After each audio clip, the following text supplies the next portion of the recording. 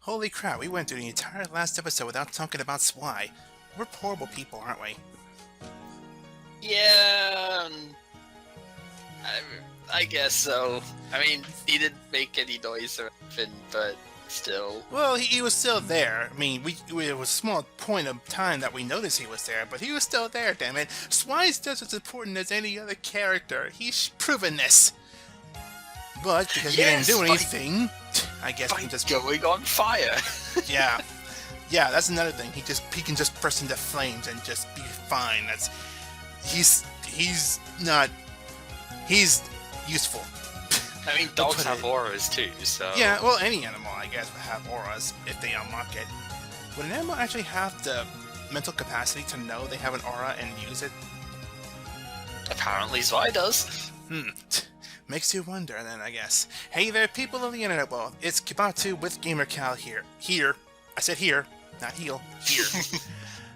I almost said it, though. I could tell I was almost about to say it, though. I was right there. But with that said, in case you missed it, RWBY Volume 4, Episode 4 just went ahead and released this week. And finally, a little more focus on the Yang. Which, spoilers, that's what's happening. I guess that's a spoiler. Sorry.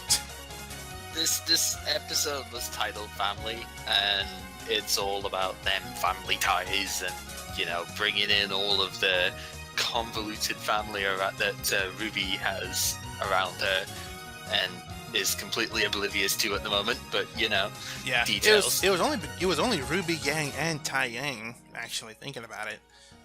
They had to get comfortable with each other somehow. So, that's a thing.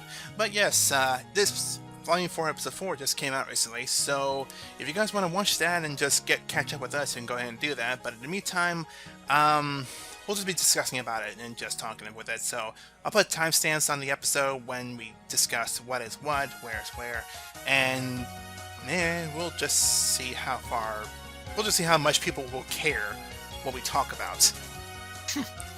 That's the best way I can say it. That's all I got. But we're starting off something different this time, and not just with Yang, but we're finally back to Oscar, the farmer boy, quote unquote. And yes, he has a name. Amazing. Yep. And surprise! Surprise! We have somebody else that's there as well. All of a sudden, Oscar looks in the mirror and just notices a few key differences. Or something. You notice something different in that mirror that he sees.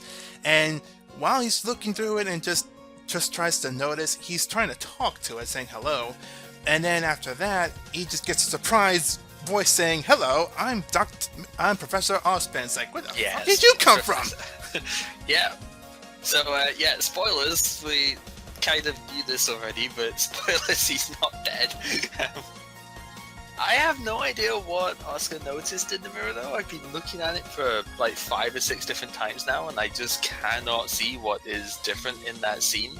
So that's not great, but there's got to be something that I'm just missing. Yeah, we were thinking at first that maybe it was from the eye colors, because I thought it was all green and with a little, but there was a little bit of tint of yellow in the middle of the pupil. But when you look at the previous episode, no, it's still there. That's what it was before. But the only other thing would be the hair, which maybe it was a little more spikier on one side, maybe? That's a stretch, and we don't even really notice it because of the camera angles not giving us a really good notice of differences between the mirror reflection and the person itself. So who knows what he saw in there? Yeah, it's really bizarre. One thing I've got to say though, there is a lot of red in that barn. Not entirely sure what was up with that. I was like, whoa, is that blood on the side of the sink or something? Yeah, I did notice that too, and I was wondering if that was blood, but I was thinking maybe he painted the barn, and maybe he got some paint on the sink as well. Something like that, because that barn is still red, because all barns are red. Yeah, it seems a bit weird to paint the floor red, though, on the inside. I don't know. Maybe he dropped a bit when he was trying to paint the roof or something. Who knows? Maybe he dropped a bit and it just went along the entire floor. Maybe he grabbed the bucket and just went ahead and sketched. Whoops. Just spilled some blood. But other than that, that's really the only scene there, which is just a minute worth of scenes, whatever. Oh, slight point beforehand. We know that the kid's not alone anymore. Yeah. Because he got a call from a most likely mother. But, I think the credits said it was his aunt. Oh, okay. I think the credits said his aunt. I have to double check that. And I'll put a tag. I'll put a tag somewhere if I'm wrong somehow. Not especially great at paying attention to the credit-based stuff, so it's fine. Yeah, I just kind of looked it over and I was wondering who voiced a certain character later. But yeah, right, okay. But yeah, I was just curious. But yeah, I think it was his aunt. But with Either that way, little female figure, you know. Yeah, female figure before that. Yeah. But after that, though, we finally return back to Yang, but she's still in the middle of having those really obscure and vivid nightmares, which I'm wondering, there's always a message behind everything that they do. Rooster Teeth is not one to shy away from like putting a secret message in whatever they have to do, which this should be obvious, but it starts with Yang having her arms back. She looks at Adam Taurus, returning to finish a job, I guess. She suddenly has her gauntlets back on and tries to fire at him, but he's unaffected. And then it comes back to her having no gauntlets and her right arm being gone. And then suddenly Adam just has a sword on and ready to stab her. Yeah, it's obvious she's still very haunted by that memory. A lot more than this episode would let on, actually.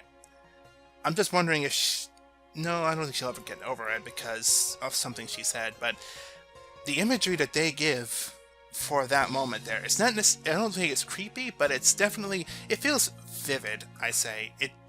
I think I mentioned before that the imagery with the background and the animation and such, it really kicked up and it really makes you feel like you're inside the episode. And this one scene, I feel, didn't really shy away from that.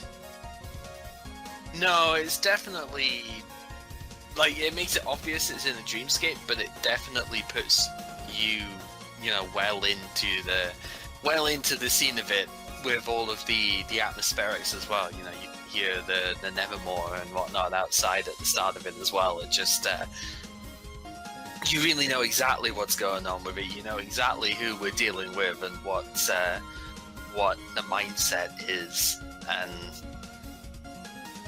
yeah, it's unsettling, but I mean, without having gone through anything similar to that, like, to, you know, for that sort of level of trauma, it's really hard to say, yeah, this is exactly how it would be. I'm sure it is, but it's like, it's harder to relate to for me than it probably should be, but maybe that's a good thing, actually, because, you know. Yeah, I don't think anyone will relate to having their arm torn off, especially if they don't have their arm sliced off. But I know, I mean, I say involved in the scene, as in, like, you know how movie theaters are with the surround sound and everything. With the surround sound, you feel like you're right there. But with just the visuals alone, you feel like you can see, you can sense the danger. You can tell that something is wrong, and you know it's a dream too. But I just feel like it can capture the moment. I think Rooster Teeth has gotten a lot better with capturing the moments in their animations. That's the best way I can describe it, I feel. I guess the way the visual style is for Volume 4 helps that out quite a bit as well, huh? Yeah, the change to the next animation program, I guess that really helps Maya. out. Yeah, I guess it really helped quite a bit. But after she wakes up from the dream, she hears some laughter going on downstairs, and hello, Professor Port and Dr. Oobleck. They're still around, actually. We're kind of surprised, not really surprised, but like, they're here in the house. What the hell? Yeah. Why are they here? Happy to see them, because in Volume 3 we left them before the last episode. That we left them in kind of a rough spot with, you know, a whole bunch of griffins surrounding them. It just, you know, that, you know, you kind of just know that they survived, but at the same time, with the way the lines were phrased, as in, you know, this day will be a mark in history of Vale. I would like it to be one my students live for, you know, live to tell the tale of, and then the whole one last match, place your bets line and whatnot from Port. you don't actually know whether or not they survive, right? The last scene you see them in Volume 3 was them trying to get the students out of there. Because right after the big epic battle between Ozpin and Cinder, they were trying to get the students onto the airships and such and get them out of there. And that's the last we've seen of them. They only had one line in that episode, and that was it. They just kind of, poof, gone, bye-bye. And Goodwitch, even, Glenda Goodwitch, we didn't even see her all that often either in the whole Volume 4. We just kind of saw her at the very end, still trying to, you know, put the pieces back together, and that's where she is right now still, because it's Glenda, you know how she is. She just wants to get everything back in shape as quickly as possible. She's the Professor McGonagall of the RWBY world. Oh, McGonagall. But as we go on though, Yang walks in and she tries to join the conversation, and they're having a good time. They're just talking a bit, and it makes you wonder if... I think you said yourself that you think that... I don't know if you think, but it feels like they're drunk in a short Oh, word. they definitely are. You can see the glasses and stuff around, and the way that it's like, oh, pull up a chair, you know, we'll pour you a drink, and blah, blah, blah. You know that they're definitely drunk. Like, there's no way around that. Well, I wonder about that. That is the atmosphere of a drunken that's the atmosphere. Party, you know. Yeah, that's the atmosphere. And I kind of get it. Yeah, it's their drinking. They're just trying to relax, have a good time, whatever. But every single show I've seen has always went through the cliche of if you're drunk, you have bright red cheeks and you're just kind of slurring.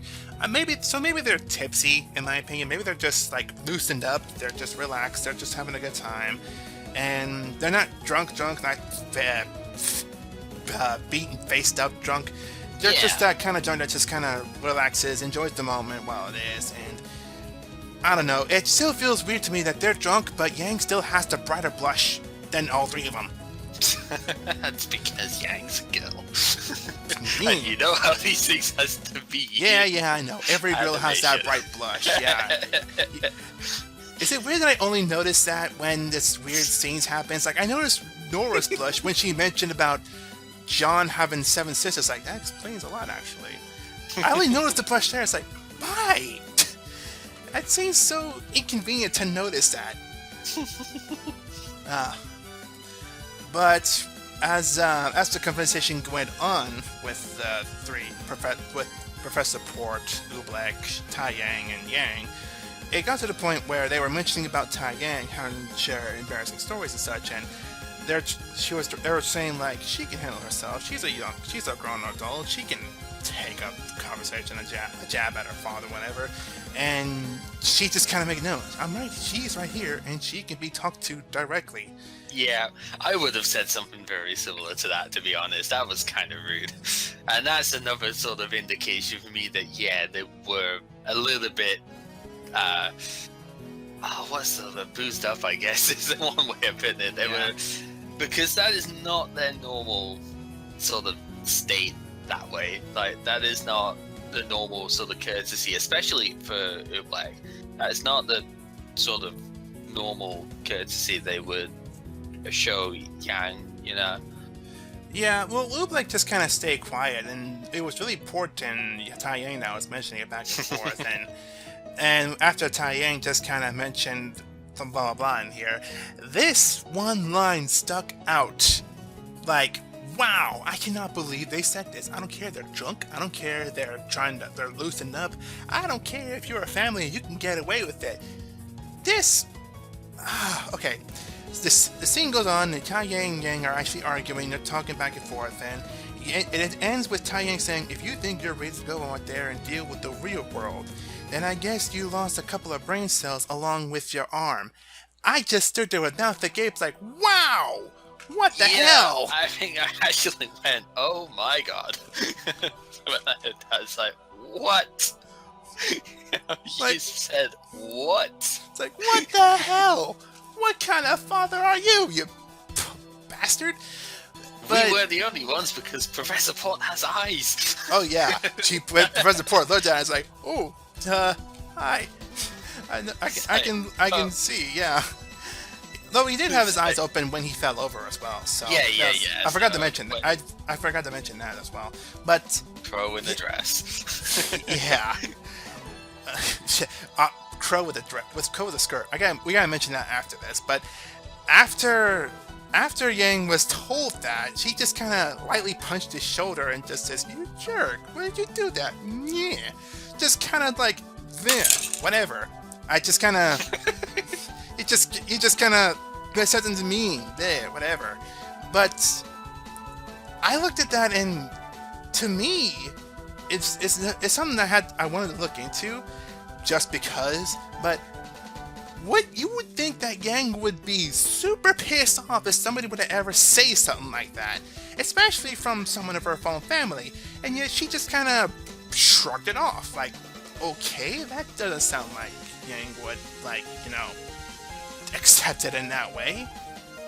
And I looked at that and I just think, did Yang just kind of lose her temper?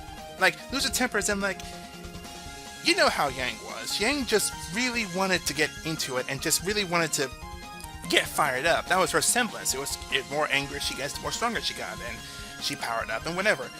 And it was when little comments get to her, they got to her really good, and they let it get to her real good because it powered her up. But this moment, it just kind of felt like if she shrugged it off. Just, it was nothing. It's a comment from the father. No biggie, whatever. Why does it seem so out of place? Maybe because Yang was still, a little not misplaced, a little out of it because of what she went through with Adam. Maybe because she just went and exploded at Adam and tried to attack, and she just immediately got shut down right then and there. Maybe because of that. Maybe she just wasn't ready to get back into this fighting spirit as she usually has. Yeah, she's lost. I say lost, but effectively, yeah, she's lost a lot of her will at the moment, and maybe it's that type of weakened state for it, not necessarily I'm never angry about anything sort of thing, but more despondent, I think. Yeah, that's a good way to put it. Her general attitude has definitely been mopey for sure, yeah. And not really wanting to do a whole lot. And I don't know, like, I've not exactly been in that sort of situation, but when you're sort of in that state, you don't feel like reacting to anything, And it's hard to say, because she definitely hadn't had a drink herself, because she'd only just gotten down, and there was no breaks in that scene, so she hadn't been drinking herself, so that's not why. It's weird, but I don't know, maybe it's just that sort of relationship that those two have with each other. Yeah. It just feels weird seeing Yang so out of place in this whole season so far. Yeah, because if that was you in real life, you definitely would not have reacted in that same sort of way. I'd probably stay completely shut and not talk to that person again for a while. That would just be me, because they would know that, yeah, that was a bit of a low blow there. But maybe she'll get back. Maybe she'll look back at that in one day. If she ever gets her fighting spirit back again, she could give a punch to her down and be like, "That was for that comment earlier." Maybe. But next episode, let's still see that. Yeah, maybe. But before we move on, I forgot to mention that Yang was walking down to a conversation where Qrow apparently was wearing a man skirt. And that was the focus of the conversation before Yang decided to jump in. It's like, okay, I'm curious if they're ever going to show this in like a World of Remnant sort of episode, or if they're like a blooper of sorts. It's like, Qrow in a skirt, do it! I think it would have to be in conversation like what Qrow had with RWBY and Yang in like mid, when they were playing that video game, Volume 3. I think it would have to come from Qrow himself that way. So I doubt it. Yeah, well, one can hope. But you never know. You never know. But after the whole issue there, they mentioned the elephant in the room, or what was the word they used? I forget. I know it's the name of the Grim that we saw in Volume 2, the Elephant Grim, and actually in a little bit of Volume 3, Yeah. but it didn't do anything. But, Like, yeah, I know don't. I it's think the I want to say it's Elephant gargantuan, but I know that's wrong. Grim. No, it didn't have that many syllables. Yeah, it was a 3-syllable word, but whatever. It's, you know what it means. They're mentioning after mentioning the Grim elephant in the room, they talking about if Yang was ready to accept the arm, or why she hasn't put on the arm yet, because of it being so quick to get there, how much trouble they went through to get to her. And the line that she said specifically just says, everyone wants to try and get back to normal, and that's fine, that's good, whatever, but this is her normal, this is what normal is now. This is what she is after she lost her arm. She lost a part of her, and something that she'll never get back. I think that hits, I feel that would hit a lot of strings when people that are handicapped.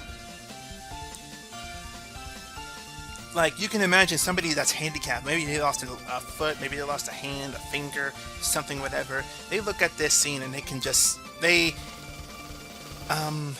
what's the word I'm looking for? They connect with the scene here because they lost a part of themselves that they just can't ever get back. And now this is the normal, because of which it just shows the struggle that Yang's still going through, because of which. Yeah, I'm not... for those who have lost an arm, maybe. For those who lost a leg, it'd be a little bit different because you usually do get, like, prosthetics for that. Prosthetic arms, I don't think are particularly available at the moment. I think they're still being worked on. So, you know, I know some stuff that way has been done, but it's not widespread to my knowledge. Could be wrong on that, but I'm pretty sure. So, yeah, the whole this is normal state rather than, hey, I have a new tool to replace what has been lost. That probably hits home a bit more, yeah. Probably. And after that, they're just saying, man, what were they saying after Yang just simply said that? You are normal is what you want it to be. Yeah, that's a good. That's the line I was looking for. It's like, you may have lost some part of you, but it doesn't stop you from growing into what you want to be. Yeah, it doesn't stop you from doing what you want to. You're my little sun dragon, you know. Nice reference to her name's meaning. I wonder if the team of RWBY is actually aware of that kind of reference. Well, yeah, that's why they. I mean, chose the name as they are. I know, but I mean, no. I mean, the characters themselves. Like, I'm wondering if Yang herself knows that Yang Xiaolong means little sun dragon in Japanese or some other foreign language, or if Sun himself was a reference to Journey to the East, because he did say, like, his own Journey to the East. Like, well, yeah, I don't know. That'd be interesting, actually, to see if the actual characters themselves know that stuff. I feel that'd be very fourth wall breaking. Yeah, but like a very, very big fourth wall just kind of broke if they get aware of that kind of thing. But that's just me looking at that detail. I think it's possible. It's possible. So after the night was over and characters are done drinking and having fun or whatever, Port and Oobleck are leaving, and they asked Tai Yang if he was in fact going to go and find RWBY and bring her back. But he simply just states that he has a few issues to handle here first, which he wants to go after RWBY and bring her back, of course, and they want to try to get communications and get hold of her, whatever. But he knows that there are issues here first and foremost. Yeah, that shows that he's take care of Yan. Yeah, it shows that he understands the situation. He wants to do something for RWBY, but he knows there's another situation here that needs to be taken care of before he leaves. Because if he leaves for God knows how long at this point, it's been months since RWBY had left home at this point, so no telling where she's at. But even if he were trying to catch up to her somehow, he would not be able to convince her to come back really easily. And leaving Yang alone for so long, she, I hope she doesn't feel any despair. No more Grims could come by and say, hello, how you doing? So the important point out of all of this is that Yang hears this conversation. It's framed to us that no, she can hear it because we hear the first tiny parts of it like muffled through her window. Great sound design, that, by the way. Just, you know, the attention to detail that. Oh yeah. We can't necessarily hear it crystal clear because it's coming through a freaking window that's closed. So, you know, great attention to detail with that as always. And we know that she has been listening to the conversation. I'm pretty sure Taiyang knows because I'm confident that he caught sight of her before she managed to scurry back at, you know, from looking out the window. Yeah. Despite her best efforts. And that conversation hits home a little bit. Well, we'll find that out by the end of the episode. By the end of the episode, because that's about the last second minute that we have with the Yang Group, whatever. It's not the last minute, but we'll get to that later. But after that whole scene, everything's done for the night. We finally return back to Team Ranger, only to convey upwards to the one that's watching over them, Qrow. Hey, about time you showed up, buddy. Once again, we hit RWBY, you know, looking at the map, going, hey, where are we going? That's the name of the town. You know, she can't pronounce town names at all. It's pretty, you know, RWBY being cute as usual. You know, that's about the, That's about the norm of the episode. Yeah, and then Shion comes in. I'm surprised we haven't seen that many Grim, you know, and it's, wonder why that might be. Yeah, I wonder why. But they're about to hit the town. They feel lucky that they haven't run into any more Grim, or they're about to sleep in a building, not under the rain in a tent or whatever. They feel lucky, and Qrow just kind of shrugs off like, luck. Yeah, that's hands up to the top of the mountain. Wolf Wars, roar, stop. Just, and then you see all of the corpses, which somehow haven't disappeared yet. A little bit disappointed about that, actually, but you know, sometimes they disappear within like a second of being killed. Other times, apparently, they just hang around. See, if they want to make them disappear immediately, I think they would slice them in half. He just kind of stabs them and just kind of puts them down. Yeah, maybe. Maybe it depends on how much they get attack them with, and how much they get, whatever, you know, how much they deal with them. But after finally having seen Qrow come back and watching over the group still, as he's usually, they get to the end and he's in the tavern across the street. How lucky, the tavern's right across the inn. How lucky. But Qrow sits there, he just watches over them, and he gets a little visit from the waitress saying that he didn't purchase a drink, but there was a lady upstairs with red eyes that went ahead and bought a drink for him, which is like a under drink, and then she makes it an over drink. What was it? Bottom tab, I think, or bottom table, I think it was, and then she was like, "But lucky you, I made it top table." So I think that's lucky for you, I made it top. I'm assuming that's just like low class and high class of drink. You know, like budget level and expensive level, you know. I never thought about that way. I'm not. I don't know anything about like the actual terminology that they'd use in bars and whatnot, but that's the way that I interpreted it. Yeah, I can see that. Yeah. And I can also see that Qrow's still his old self because, hey, he's hitting with the lady still. Even he's not trying. On him more than anything. Yeah, he's not even trying, and the ladies just kind of say, I'll just make this special drink for you.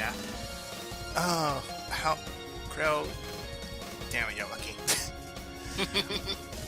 But after that unlucky little situation there, Qrow heads upstairs to meet the woman that bought his drink, and holy shit!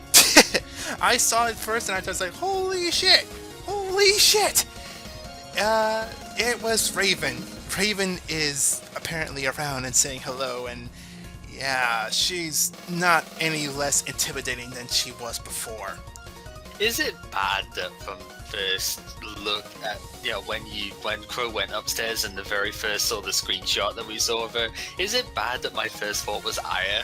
Even though she's got nothing to do with that at all. That's just, well, I don't know, like the very first thought I was thinking, that seems almost kind of looking like, well, it's the black, face. you see the face, you see the face, you see the black hair, you think she's a bird, so yeah, I can kind of see how that's a thing. But then we just kind of move onwards with him sitting down finally, and then, oh, this is a spat between siblings. Yeah, just a little bit. And then I think another really bad thing for me is just shows too much Toho stuff. As the conversation went on, I felt more and more like Rainbow rather than Aya as the sort of thing from that. I was just mostly the second time I watched it, I was just thinking, wow, that could definitely pass off as like Raven's. I mean, no idea why. Yeah, well, the outfit probably looks like a little bit of Rainbow more than Aya, but mostly just still, I think we're thinking too much Toho here. But, oh yeah, definitely, and it's got like nothing to do with anything that went on. It's just yeah, well, but during the conversation though, we learned a couple of things here with this situation here. Let me try to remember what they all were. The first thing they mentioned was that Raven apparently has a distinctive difference with what family is. They don't think of like blood related because Raven is still the mother of Yang, and yeah, that's clear cut and whatever. But she's talking more of a tribe of sorts that she apparently leads, that she thinks more of as a family. Nobody ever said she was a good person, first of all. She's not really that good person that helps out the family or whatever, but she mentioned that about the tribe, and she mentioned how Qrow left that tribe and left the family. Who is this family that she left, or that he left exactly? And who's the tribe that she is leading this time? Right, so before we get too involved in that, she knows about whatever relic that Salem was talking about in the end of the previous episode, because that was the first sort of point of conversation. That's why she wanted to talk to Qrow. Does she have it? She wants to know where that relic is at the moment. Yeah, so yeah. Go on. Just so that she knows whether or not Salem is actually in possession of such the power she's looking for at the moment. Yeah, she's not necessarily looking for herself, not to keep or whatever, but she just wants to know where it's at. She just wants to know where it is, and if it's what's in Salem's hands. It is not the case of her wanting to get it and wanting to take it herself to keep it safe or whatever. She just wants to know if it is in Salem's hands, and if it's not, where is it? Where is the relic and where is it hiding? Salem simply says the relic has to be at Beacon, but that's not proven yet at this point, is it? No, and it's interesting to think with what, like the scenes with Oscar, it's kind of interesting to think, well, with the knowledge that apparently Ozpin, or something to do with Ozpin, is around there, maybe somehow the relic is now there, or some sort of thing related to it, like a piece of it or whatever. We don't know what the relic is. Maybe it's something that could be broken up, and a piece of it is with Oscar right now. Piece it's of really, it. really that's hard another to point say. then, actually. That's another point, actually, is that Oscar may have a piece of it. Maybe somehow Ozpin may have split it into several pieces, and it's not a whole piece of a relic. It's just maybe there's a piece somewhere here and there. Because of what we saw with Oscar, yeah, that's still possible. It's all super speculation stuff at the moment, but that's one potential theory for it. Yeah. Until we get more information about whatever this relic is supposed to be, that's the best we can do. So all we got is speculations and assumptions. That's all we have at this point. But after that whole spat, Raven goes and leaves Qrow at the bar, and they simply leave. The way that they talked through this whole conversation, you know that they both know more than the other in some regards. They know something about the relic, they know something about the family, what happened, and they also, the third thing that they know is that they both know about the Spring Maiden. Maybe who it is, where is that person, and if that person dies or is having her powers be transferred to somebody else in Salem's group, they are all gonna die, or as Qrow says, we are all going to die. And it's funny to see this because earlier when Raven was talking about like how we were trying to be handling things or how we handle situations, Qrow simply says, and which we are we talking about here? Raven comes back with that, with saying that Qrow saying that if we don't find the Spring Maiden, we will all die. And Raven just simply says, now which we are we talking about here?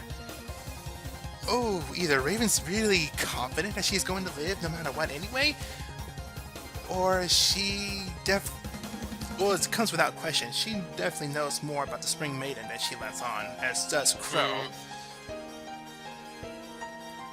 Yeah. But that's the whole conversation was a holier than thou type thing, really, which is sort of what you would expect, yeah, I think. Yeah, that's what I was saying here. Like the conversation between the two felt very Hollywood. Like you watch a movie and this is the kind of a conversation you'd expect from one person to another. Some smart remarks, some one-upping with one another. It just felt so Hollywood conversations, and I kind of need to get over that, people. Just talk like normal people. Just say, hi, how you doing? Sit down. Or just say goodbye at least then. Not just leave the tab open or... What? I have a nitpick with Hollywood conversations. Let's put it that way. But with all the Hollywood talk aside, through the Hollywood talk, we actually learned something else from that, and I think I forgot, but I think you know more about it, so you start first. So, Raven, we said before she's the leader of whatever tribe they're talking about now. Qrow has mentioned that the tribe the reason he left it is they're killers, thieves, that, really nasty stuff.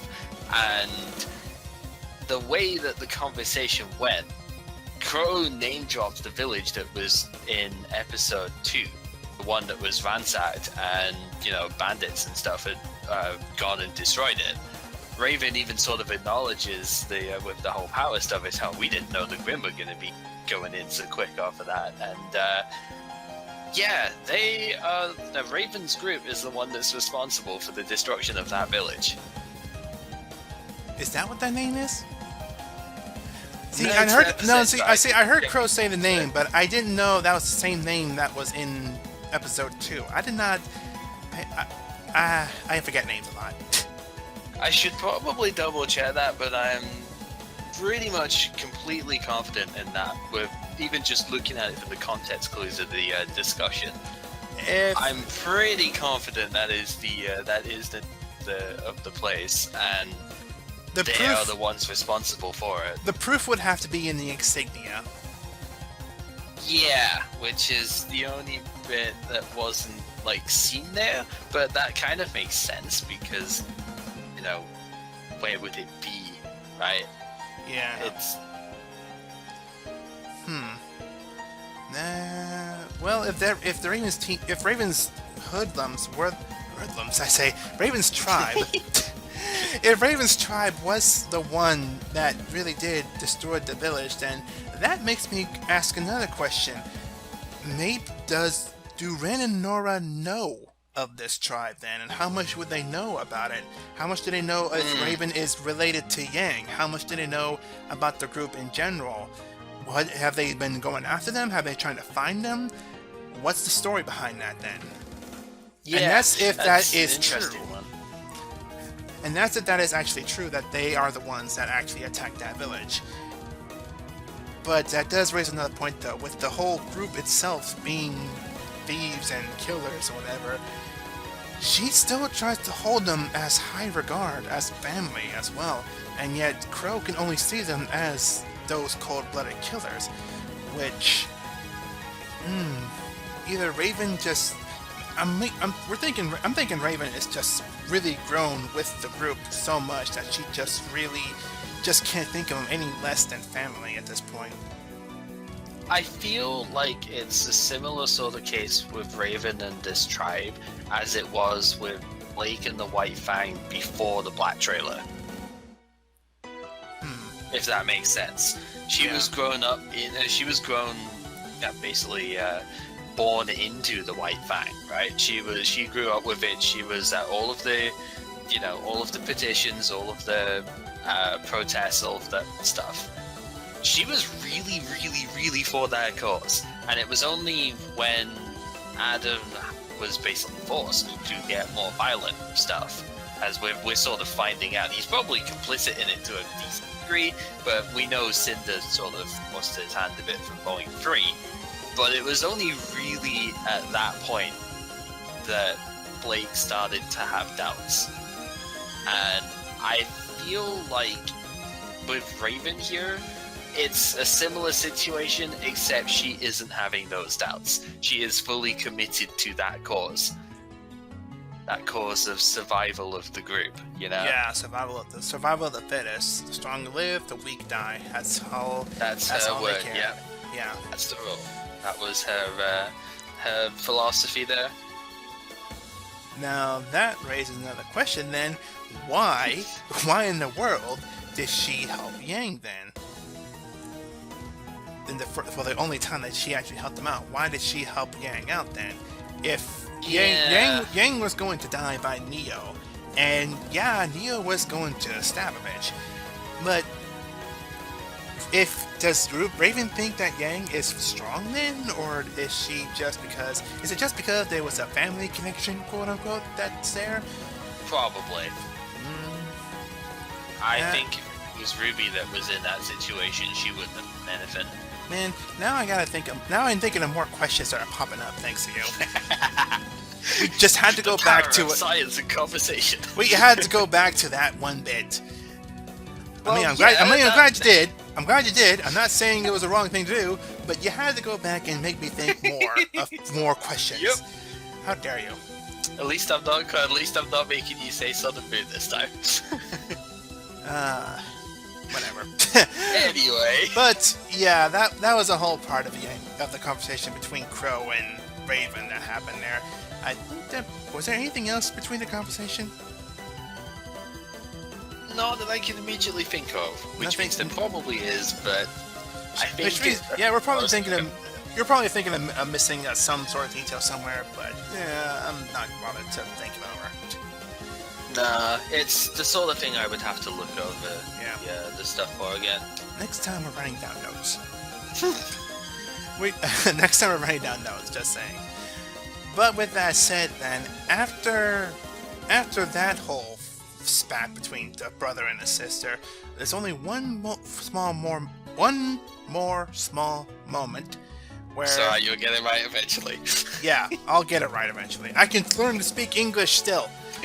I are English bad. But back to the scene here. There's one last scene that happens after that, which Tai Yang is watering plants, but then Yang comes out and she actually goes and dons on the arm to put it on and accept it and have it be a part of her. Which, why would it go so quickly to have her accept that arm? I mean, she just went ahead and said that without her arm, it was her normal self. But to see it just go quickly, just go ahead and accept this, maybe it's because because of that conversation that she heard between Tai Yang and Oobleck and Port, probably because of that situation where RWBY's still out there trying to find something to do, and Tai Yang wants to go out there looking for her, and I guess because Yang just kind of wants to go either let him go, or go with him. She just went ahead and donned the arm-on and just getting back into the swing of things. Yeah, that conversation effectively guilt-tripped her, I think. It was going to happen eventually, maybe? It's actually hard to say. With the way that she was talking, it might not have actually happened there. But the whole thing about even Professor Port feeling fear about stuff. Did we ever even talk about that? That he's afraid of mice? Yeah, about that. No, we didn't. I was trying to gloss over that. It's like, just under the table. Yeah, but yeah, he's afraid of mice. And, I think between that and then the conversation that the trio had outside that she overheard, it kind of made her realize, I do need to do something. There is a place that I need to be in this world, and it's not here. The only way that that's getting solved is if I get over this, or try and get over this, and, accept what has happened, and do something about it.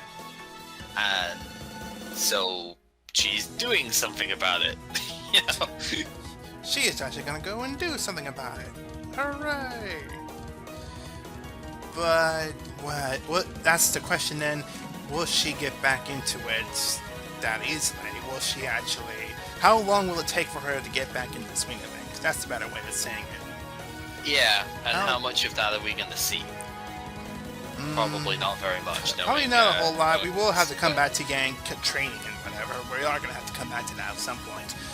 But other than that, that's really all there was that happened in this episode. So, Volume 4, Episode 4 of RWBY, not a lot has happened once again, but boy, the emotions and the reveals and the talking, and there was a lot of talking in this one. Which there were a lot of talking in previous episodes too, but this one, between Yang trying to get back in the swing of things, talking to the professors and Tai Yang, and with Qrow talking to Raven for the first time that we've seen in a while, there's a lot more to it than what is, there's a lot more going on than what we know. Definitely. So, I think my blasting here is my prediction with how Yang's arc is going to go is that she's either by the sort of like last quarter of the volume, I think she's actually going to head out and try and find RWBY. And, I think that's where most of the arc is going to end up going by the end of it, is that everybody, all of the team is going to try and, well, obviously accept RWBY because she doesn't really know about any of the other problems they're facing, but everybody else of the team is going to try and, back up and meet RWBY again, and, they'll do their thing in time for Volume 5. But I think that's like last quarter of the volume is when that's going to happen for Yang. I think RWBY's going to know about the dangers of Tyrion, though, at least, which I'll mention. My last thing to mention about this, when Qrow was the one that stabbed the Grim, whatever, I really thought that was going to be Tyrion. I was going to be like, oh, I'm going to keep an eye on them and just watch them and just wait until the right time to actually capture RWBY and get rid of the rest or whatever. That was my first prediction when I first saw that, when the camera was panning out to the Grim. I really thought Tyrion was just gonna be there, keeping an eye on them.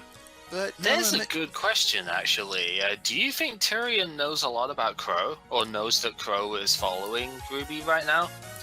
I don't know if Tyrion's even there. Even there at this point. Tyrion would. I think Tyrion would probably know that Qrow is there. I think Tyrion would take care of Qrow first before capturing RWBY, because Tyrion would probably know that Qrow has a lot more experience, and it's a problem. It's going to be a problem if Tyrion's going to try and take RWBY away. I think Tyrion and Qrow are going to be the first to meet up in. I think Qrow is going to be the first one that Tyrion's going to meet with in this situation, before he captures RWBY. Seems reasonable. That's just my theory on that one. But with that said, then I guess that's really all we have to discuss about this episode. So yeah, not a lot happened, but a lot happened once again. And yeah, I guess we'll just have to wait till next episode to know what all is going to happen next, because there's a lot of setup for this one. That's what happened this one. There's a lot of setup for what's going to happen with the group. Though I think you can probably argue that's what Weiss happened, that's what Blake happened, and now that's what Yang happened. Except for RWBY. RWBY's already just kind of... RWBY and the gang are already just kind of in the middle of the thing, not trying to build up anything. But we'll just have to see until next episode. So, until next time then, everybody. Bye.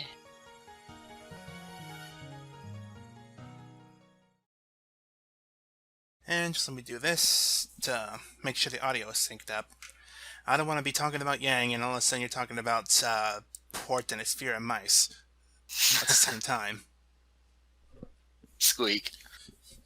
Squeakums. Squeakums. If you ever get a pet, oh god! If you ever get a pet rat, it has to now be called Squeakums. It's called Squeakums.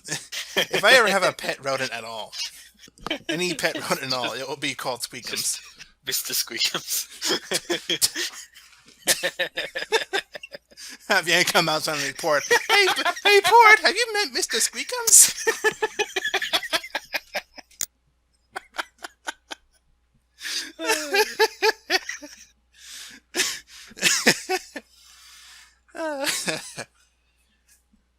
Okay. Mr. Squeakums. Okay. That was... You can't stop laughing at it. Nicely done. That's all I can say. You can't stop laughing at it. Well, no. Okay.